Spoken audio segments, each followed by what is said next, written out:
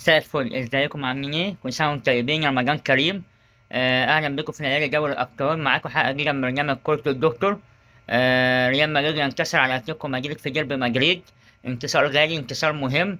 في بداية الفيديو شاش تعمل لايك وشير وسبسكرايب للقناة. دعمك يهمني، عاوز اوصل 400 سبسكرايبر فيها اربعة بدعمكم وحبكم. كل جماهير المدريديستا تعمل سبسكرايب ولايك على الفيديو بمناسبة فوز الريال. وريال مدريد عمل ماتش عالي قوي تكتيكيا ومسك نص الملعب. عن طريق كامافينجا وتشاوميني وبريما دياز كان معاهم ظبط نص الملعب.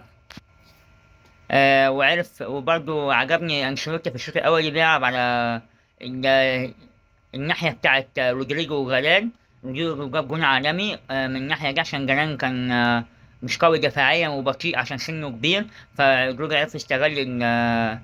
عرف يستغل الناحية دي وجاب منها الجون الأول وضيع فرصة تانية. بحب أنا بريمي دياز أوي يا جماعة. بريمي دياز ده لاعب يعني أندر ريتد خالص. مهضوم حقه، مش بياخد حقه خالص. كل ما بينزل بيعمل علامة وبيجيب أجوان زي ماتش السيتي وزي ماتش النهاردة. التلات أجوان حلوة وأجوان جميلة. ألفاريز جاب جون عالمي برضه. مبروك لكل المدريديستا على المكسب النهارده. بس كان نفسي الفرصة بتاعت امبابي وفينيسيوس تيجي جون عشان كانت هتخلص الماتش يبقى 3-1. كنا نروح ملعب الوانجا مرتاحين. لأن الماتش كده يعني يا عالم برضو لسه زي ما هو لم يحسم شيء بعد.